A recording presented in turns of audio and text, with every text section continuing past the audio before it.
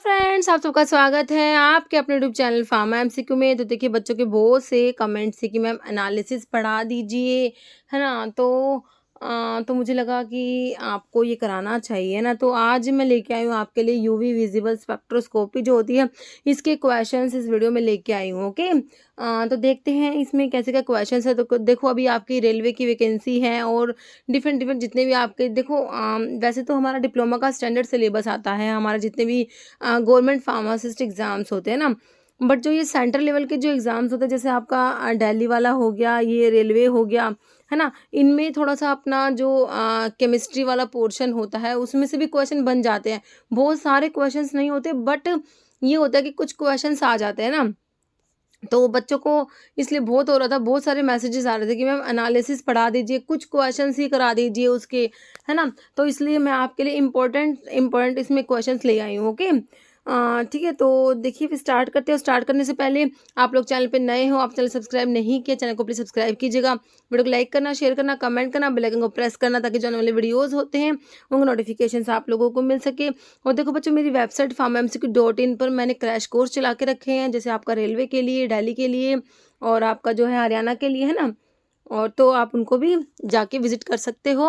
और description box में आपको व्हाट्सअप नंबर मिल जाता है, जहाँ से आप उसके रिगार्डिंग इन्फॉर्मेशन ले सकते हो। ओके। देखो भाई, क्वेश्चन क्या है, यूवी विजिबल स्पेक्ट्रोस्कोपी के क्वेश्चंस लेके आई हूँ इसमें मैं। तो ऐसे ही सारे टॉपिक्स से ऐसे एमसीक्यूज मैं आप लोगों को करा दूंगी। देखिए, following is the example of absorption spectroscopy. इनमें से करें, इनमें से कौन सा जो है एब्जॉर्प्शन स्पेक्ट्रोस्कोपी में आता है। कह रहे फ्लोरीमेट्री है, फ्लेम फोटोमेट्री है, एक्सरे डाइफ्रैक्शन, यूवी स्पेक्ट्रोस्कोपी। तो आपकी जो यूवी होती है ना, वो आपकी एब्जॉर्प्शन स्पेक्ट्रोस्कोपी में पढ़ी जाती है। ओके। तो आपका आंसर क्या हो जाएगा, इसका ऑप्शन डी हो जाएगा। यूवी स्पेक्ट्रोस्कोपी को ये क्या है, एक टाइप की हमारी एब्जॉर्प्शन स्पेक्ट्रोस्कोपी होती है। आंसर क्या हो जाएगा, ऑप्शन डी। नेक्स्ट है, what is the wavelength range for UV visible radiation. देखिए, यूवी विजिबल जो आपका अल्ट्रावायलेट है, विजिबल है, तो इसके लिए वेवलेंथ रीजन कितना, मतलब कि वेवलेंथ होता है इसमें। देखिए, 400 to 700 nm, 700 nm to 1 mm, 200 to 800 nm या 10 nm टू 400। देखिए, यूवी विजिबल दोनों का पूछा है। देखिए, यूवी में तो आपका होता है 200 से 400 nm होता है, और विजिबल जो होता है उसमें 400 से 800 nm होता है। तो टोटल यूवी विजिबल के लिए कितना हो गया, 200 से 800 याद रखना आपने, nm। ठीक है, तो आपका आंसर कितना हो जाएगा, ऑप्शन सी हो जाएगा, 200 nm टू 800 nm। ये हमारा वेवलेंथ रेंज है यूवी विजिबल के लिए। ओके। नेक्स्ट है, type of source material in UV visible spectroscopy. UV visible spectroscopy में सोर्स मटेरियल जो होता है, एक रेडिएशन जो आपका जो ये है सोर्स मटेरियल यूज़ करते हैं ना। तो कौन सा सोर्स इसमें यूज़ किया जाता है, हाइड्रोजन ड्यूटेरियम लैंप है, टंगस्टन लैंप है, जिनोन आर्क लैंप है, या ओल। ठीक है, सारे ही सोर्स हैं, ऑप्शन डी हो जाएगा ओल।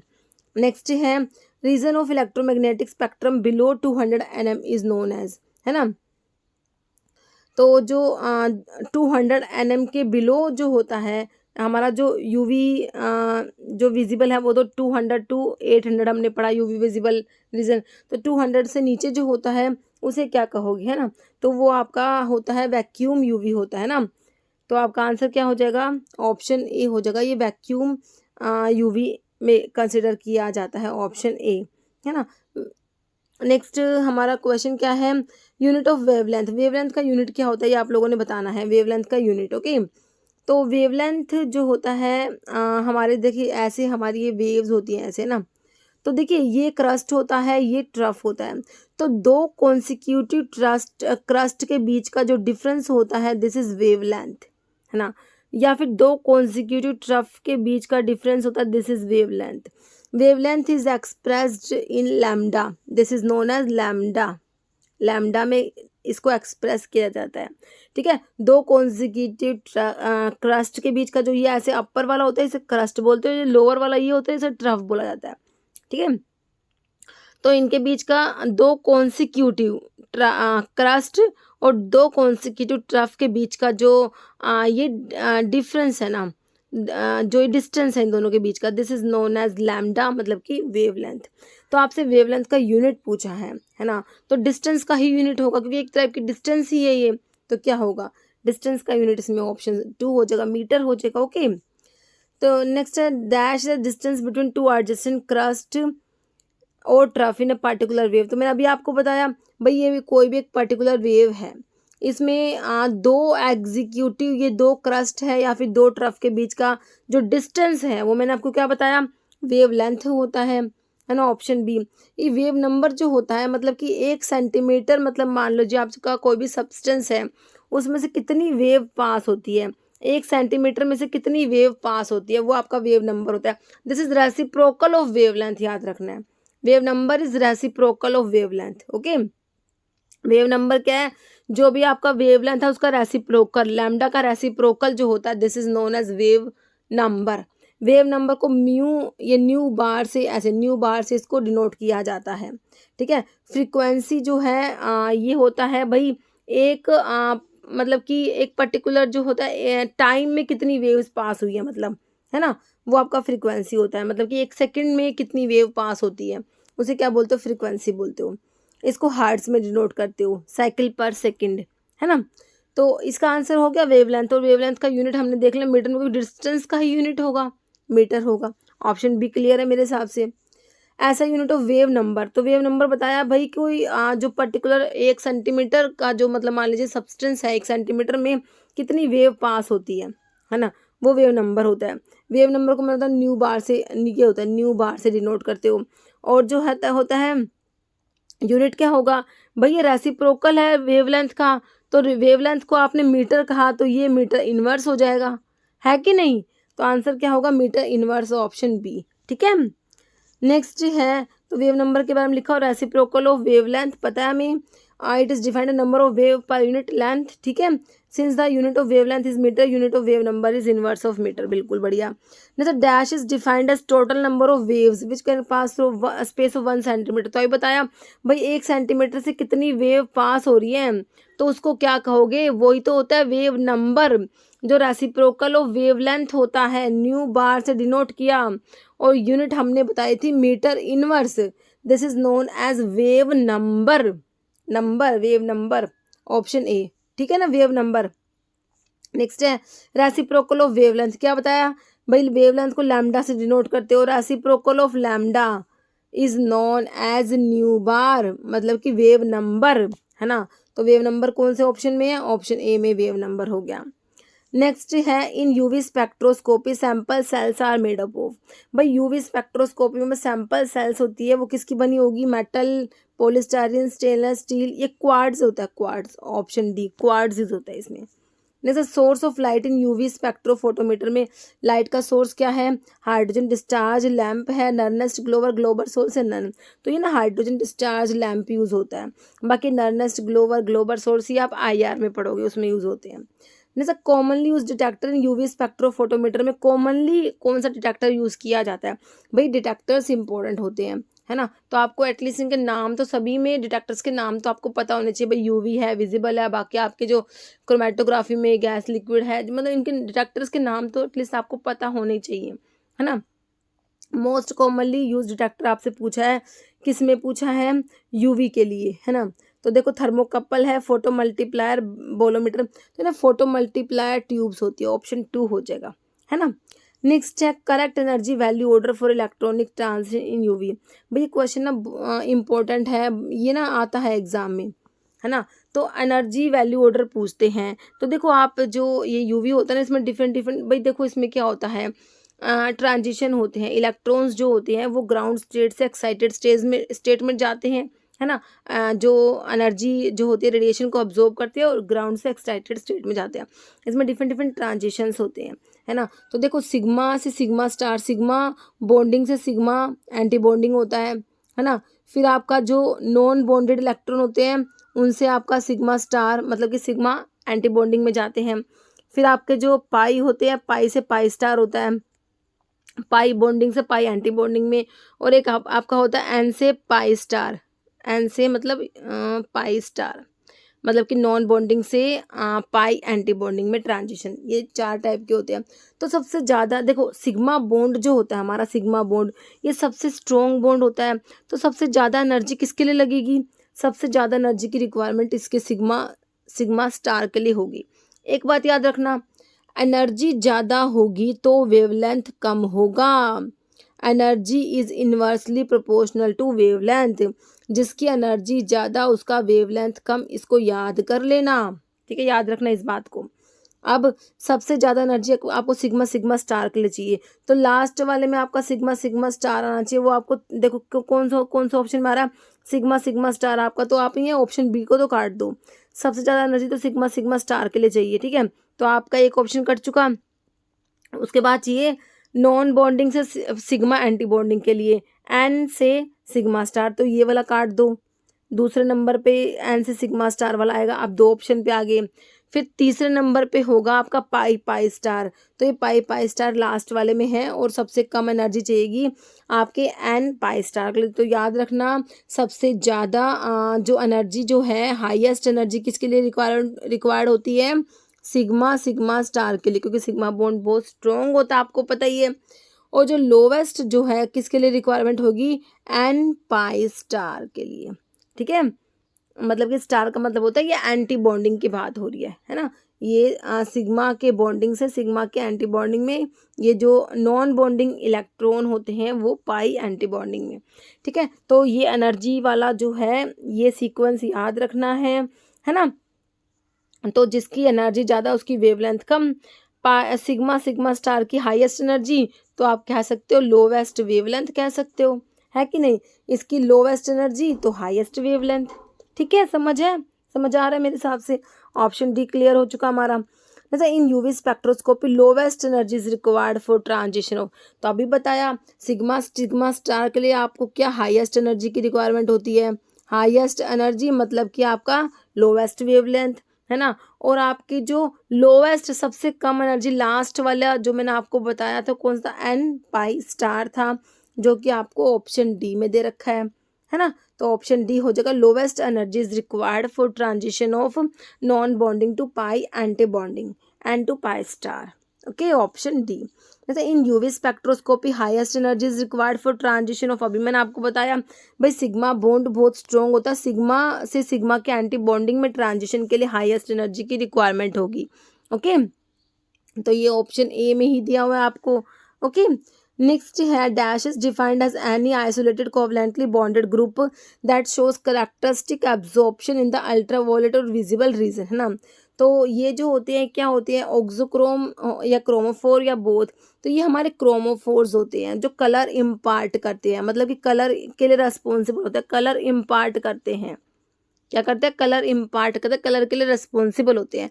जैसे हमारे कार्बोनाइल कार्बन हो गए, तो ये क्या होते हैं, हमारे क्रोमोफोर्स होते हैं, है ना, जो करेक्टरिस्टिक कलर के लिए रेस्पॉन्सिबल होते हैं। इन्हें क्या बोलते हो, क्रोमोफोर्स बोलते हो। कलर बियरिंग, क्रोमो मतलब कलर, कलर बियरिंग ग्रुप भी इनको बोला जाता है। जैसे कि आपका नाइट्रो ग्रुप हो गया, है ना, तो नाइट्रो ग्रुप जो होता है येलो कलर इम्पार्ट करता है, कौन से कलर के लिए रेस्पॉन्सिबल है, येलो कलर के लिए। तो हमारे कार्बोनाइल कार्बन हो गए, जैसे कि ये सी डबल बॉन्ड ओ, है ना, तो ये हमारा कार्बोनाइल कार्बन है, ये आपके क्या है, क्रोमोफोर होते हैं। NO2 ग्रुप मैंने आपको बताया क्रोमोफोर है, ठीक है। तो एस्टर है, ये सारे एस्टर है ये हमारा, और नाइट्राइल ग्रुप है ना, इथाइलिन होता है, ये सारे हमारे क्रोमोफोर में आते हैं जो कलर के लिए रेस्पॉन्सिबल होते हैं, ऑप्शन ए हो जाएगा, है ना। और जो ऑक्सोक्रोम जो होता है ना, वो क्रोमोफोर से कंबाइन होके क्या करेगा, कलर की इंटेंसिटी को बढ़ा देगा, मतलब कि कलर एनहेंसिंग ग्रुप कहते हो। ये कलर इम्पार्ट नहीं कर रहे, ये क्रोमोफोर नहीं होते, बट क्रोमोफोर के साथ अटैच होंगे तो मतलब कि कलर की इंटेंसिटी को बढ़ा देंगे, वो आपके ऑक्सोक्रोम्स होते हैं। क्या होते हैं, ऑक्सोक्रोम्स। कलर एनहेंसिंग ग्रुप इन्हें कहा जाता है। This are not chromophore, but अगर ये अटैच होते हैं क्रोमोफोर्स से तो ये क्या करते हैं, इंटेंसिटी, कलर की इंटेंसिटी को एनहेंस करा देंगे, है ना। जैसे कि आपका OH ग्रुप है, या आपका क्या है, ऑक्सोक्रोम है, ठीक है, OR है, SH है, या आपके ऑक्सोक्रोम्स होते हैं। तो इसका आंसर ऑप्शन ए हो गया ना। Next, which of the following is chromophore, तो क्रोमोफोर अभी बताया कलर इम्पार्ट करेंगे, तो देखो nitrile group, carbonyl group, ester से सारे ही क्रोमोफोर है, ऑप्शन डी हो जाएगा, ओके। नेक्स्ट है which of the following is true about auxochrome के बारे में क्या ट्रू है? तो कलर एनहेंसिंग ग्रुप होता है, नॉट कलर इम्पार्टिंग, ध्यान रखना है। Any group which does not itself act as chromophore, बिल्कुल सही है, but whose presence brings about a shift of absorption band toward the red end of the spectrum, है ना। तो लैम्डा मैक्स को बढ़ा देंगे, मतलब कि वेवलेंथ जो है एब्जॉर्प्शन का उसको बढ़ा देंगे, है ना। बैथोक्रोमिक शिफ्ट करा देंगे, मतलब ओके। अभी आगे पढ़ेंगे बैथोक्रोमिक शिफ्ट को रेड शिफ्ट भी कहते हैं, इसमें लैम्डा मैक्स जो वेवलेंथ होता है वो इंक्रीज हो जाता है, ओके। कलर एनहेंसिंग ग्रुप होता है, बिल्कुल सही है, ये कलर को एनहेंस कराएंगे। ओ एच ग्रुप आपका ऑक्सोक्रोम है, बिल्कुल सही है, ओ एच ग्रुप हमारा ऑक्सोक्रोम में आता है। ओ आर ग्रुप भी होता है, NR2 होता है ना। ऐसा अच्छा, ये सारे ऑक्सोक्रोम्स है। तो ना आंसर ऑप्शन डी हो जाएगा ऑल, सारी बातें सही है ऑक्सोक्रोम्स के बारे में। कलर इम्पार्टिंग, जो कलर को इम्पार्ट करेंगे, कलर इम्पार्ट करते हैं आपके क्रोमोफोर और कलर को एनहेंस कराएंगे हमारे ऑक्सोक्रोम। तो कलर इम्पार्ट करेंगे हमारे ऑप्शन, देखो क्रोमोफोर करेंगे, बिल्कुल। और देखिए कार्बोनाइल तो आपका एक टाइप का क्रोमोफोर ही है, तो ये भी सही है, तो ऑक्सोक्रोम नहीं होगा, बाकी ऑप्शन डी हो जाएगा। बोथ ए एंड बी दोनों कलर इम्पार्टिंग ग्रुप है, क्रोमोफोर एंड कार्बोनाइल। नेक्स्ट है increase in extent of conjugation of double bond system results in. अगर देखिए एक्सटेंट ऑफ कॉन्जुगेशन इंक्रीज होता है ना, तो ऑफ डबल बॉन्ड, तो उसे उससे क्या होगा भाई, एक्सटेंट ऑफ कॉन्जुगेशन इंक्रीज हो गया तो उससे क्या होगा, हाइपरक्रोमिक शिफ्ट होगा, हाइपोक्रोमिक शिफ्ट होगा, हिप्सोक्रोमिक या बैथोक्रोमिक, तो इससे होगा आपका बैथोक्रोमिक शिफ्ट, जिसको रेड शिफ्ट भी बोलते हो। क्या बोलते हो? रेड शिफ्ट भी बोलते हो, ठीक है। तो इसका आंसर ऑप्शन डी हो जाएगा, बैथोक्रोमिक शिफ्ट, है ना। तो देखो भाई बैथोक्रोमिक शिफ्ट क्या होती है, देखो बैथोक्रोमिक, देखिए यहाँ पर ना ये जो ग्राफ है यहाँ पर तो आपका क्या होता है, ई मैक्स होता है, ई मैक्स, और ये ई मैक्स, और यहाँ पर आपका नीचे होता है लैम्डा मैक्स, मतलब कि नीचे वेवलेंथ होता है ना। तो अगर आपका जो है वेवलेंथ इंक्रीज होता है, एक्सटेंट ऑफ कॉन्जुगेशन इंक्रीज होगा तो वेवलेंथ इंक्रीज होता है, तो आपका बैथोक्रोमिक शिफ्ट होता है, जिसको आप रेड शिफ्ट भी बोलते हो। अगर आपका जो वेवलेंथ डिक्रीज होता है, लैम्डा मैक्स कम हो जाता है, तो इसको बोलेंगे hypsochromic shift, also known as red blue shift, है ना। और अगर जो इंटेंसिटी डिक्रीज होता है तो आपका हाइपोक्रोमिक शिफ्ट, अगर इंक्रीज होता है तो हाइपरक्रोमिक शिफ्ट होता है, ठीक है। तो ये थोड़ा सा ध्यान रखना, है ना। तो देखो इसमें लिखा पे बैथोक्रोमिक शिफ्ट, रेड शिफ्ट, इसमें क्या होता है, absorption maximum toward shift toward longer wavelength, है ना, लैम्डा मैक्स इंक्रीज होता है, ठीक है, तो रेड शिफ्ट भी बोलते हो। हिप्सोक्रोमिक में लैम्डा मैक्स कम होगा, absorption maximum shift toward shorter wavelength, hypsochromic या ब्लू शिफ्ट होता है। हाइपरक्रोमिक में क्या कह रहे हैं, increase intensity with increase of absorption of radiation, intensity increase होगी, ई मैक्स इंक्रीज होगा, ठीक है। तो वो हाइपरक्रोमिक, अगर इंटेंसिटी कम होगी तो हाइपोक्रोमिक, ठीक है। तो ये ध्यान रखना। नेक्स्ट है in case of carbonyl compound which of the following forbidden transition. Carbonyl compound में फॉरबिडन ट्रांजिशन कौन सा है, n sigma star, pi pi star, sigma sigma star, n pi star. तो ये होता है आपका एन पाई स्टार जो होता है, ये फॉरबिडन होता है कार्बोनल कंपाउंड्स के लिए, ऑप्शन डी।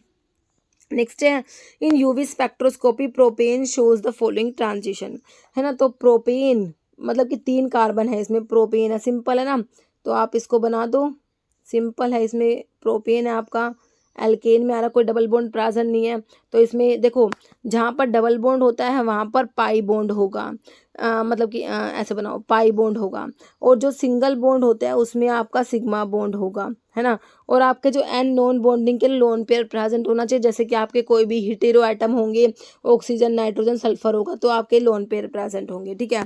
तो प्रोपेन जो है इसमें सिंपल आपके सिंपल सिंगल मतलब कि सिंगल बॉन्ड ही है ना, तो डबल बॉन्ड है, तो पाई का तो मतलब ही नहीं है, तो पाई वाला काट दो, ऑप्शन पाई वाला काट दो, और ये एन वाला भी काट दो।